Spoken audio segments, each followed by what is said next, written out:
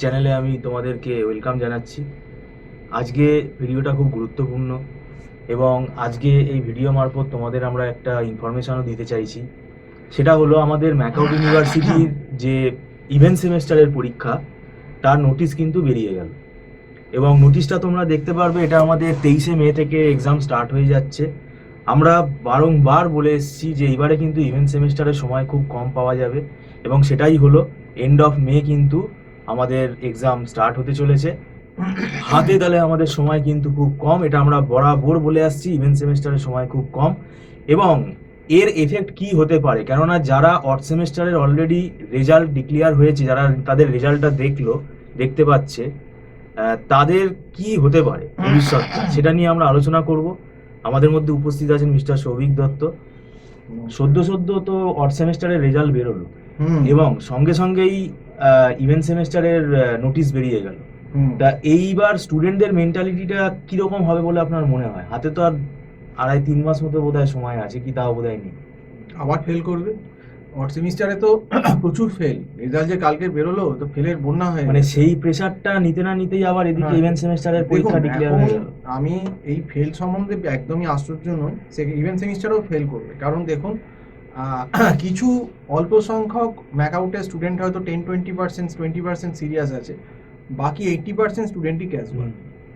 তারা দেখবেন হয়তো এই ইভেনে অড সেমিস্টারে এক দুটোতে ফেল হলো, আবার ইভেনে হয়তো দুটোতে ফেল হয়ে গেল। না, এটা আপনাকে আমি একটু উদাহরণ দিচ্ছি। এই জিনিস আমাদের চলতেই কাছেও থাকছে। কয়েকজন স্টুডেন্ট পড়ে, তাকে আমাকে ফোন করে করে ডেকে আনতে হয়। মানে এই লেভেলে ক্যাজুয়াল ব্যাপারটা চলে গেছে। ক্যাজুয়াল আছে, অনেকে পড়েও না। দেখুন পড়াশুনোর সত্যি কথা বলতে গেলে কি এখন পড়াশুনোর ট্রেনটা উঠে গেছে, এবং পড়াশুনোর ট্রেনটা উঠে গিয়ে যখনই স্টুডেন্টের এই সাপ্লি বা এগুলো হচ্ছে, তখনই ওই একটা দুটো ব্যতিক্রমী কেস, এক্সেপশনাল কেস এরা উদাহরণ হিসেবে নিচ্ছে যে ম্যাকআউট ইচ্ছে করে ফেল করাচ্ছে, খাতা দেখছে না, অমুক করছে না। সেটা হয়তো একটা দুটো কেস হয়তো হতে পারে, কিন্তু সব কেসে তো এরা এরকম হবে না। কারণ আমাদের স্টুডেন্টরা কি করে তাহলে পাস করছে? আমাদের যতজন স্টুডেন্ট আছে কেউ তো সাপ্লি পায়নি, তারা মোটামুটি 7 পয়েন্ট, কেউ 7.12, কেউ 7.85, মোটামুটি তারা ভালোভাবেই পাস করে গেছে।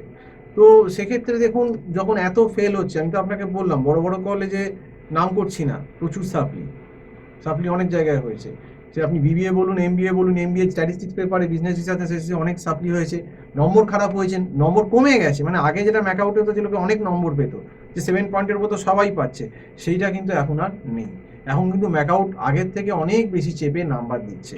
ম্যাকআউটে কিন্তু নম্বর তোলাটা করতে গেলে এখন কিন্তু একটু মোটামুটি ভালোই পড়তে হবে। না পড়ে কিন্তু ঠিক না লিখে তুমি থিওরি পেপার হও আর যে প্র্যাকটিক্যাল যাই পেপার হোক না কেন, এখন কিন্তু আর সম্ভব না। আর দ্বিতীয় কথা, ইভেন্ট সেমিস্টারের টাইমটা আরও কমিয়ে দিল। আজকে অলরেডি ফেব্রুয়ারি আপনার 11 তারিখ হয়ে গেছে। এই মাসের আর হয়তো গোটা 17 দিন। আর মার্চ এপ্রিল আপনি কাউন্ট করুন, মার্চ এপ্রিল 30-30-60, আর ওদিকে 20-80, মানে মেরে কেটে 100 দিনও নেই। মানে বলতে গেলে আপনি ধরে রাখুন 96-97 দিন আপনার হাতে আছে। 3 মাস মতোই আপনি ধরুন এদিক ওদিক এ নিয়ে।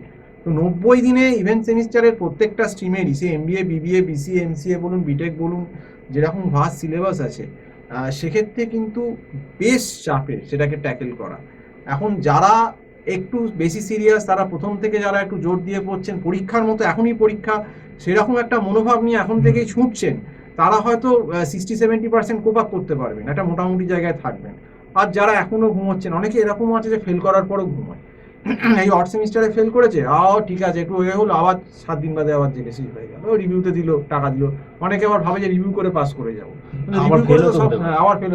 রিভিউ করে তো সবসময় তোমার যদি ঠিকঠাক না লেখা থাকে, তোমাকে তো জোর করে রিভিউ করে টাকা দিয়ে তুমি পাস করতে পারবে না। তো এটাই হচ্ছে ফ্যাক্ট। আর এখন তো ম্যাকআউট ইভেন্ট সেমিস্টারের নোটিশ 12 করে দিল 2025-এ। মোটামুটি বোঝা যাচ্ছে পরীক্ষা কিন্তু 23শে মে বা 25শে মে থেকে স্টার্ট হয়ে যাবে, এবং পরীক্ষাটা মোটামুটি 10ই জুনের মধ্যে শেষও করে দেবে। কারণ এরপর আবার অনেক জায়গায় দেখবেন আপনার সামার ইন্টেনসিভ থাকে, প্রজেক্ট এমবিএতে সেকেন্ড সেমের পর থাকে। তো সেই জন্যে ম্যাকআউটকে এনিহাও 10 থেকে 12 জুনের ভিতর এক্সাম শেষ করে দিতেই হবে।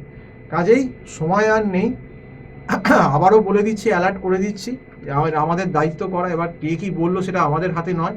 আমি আগেই বলেছি, ভারতবর্ষ গণতান্ত্রিক দেশ, প্রত্যেকে নিজের মতামত দেওয়ার অধিকার আছে। আমাদের কমেন্ট বক্সে যে কেউ আমাদের নিশ্চয়ই ডেফিনেটলি আপনারা গালাগাল দিতে পারেন, কোনো অসুবিধে নেই। কিন্তু এলিভেটেড এডুকেশন চ্যানেল, যেটা সত্যি সেটা থেকে বলা কোনোদিনই থামিনি, আর থামবেও না। সেটা আপনি গালাগাল দিন, যাই দিন, থ্রেড দিন, গালাগাল দিন, যাই বলুন, কোনোদিনই থামবে না, যেটা সত্যি।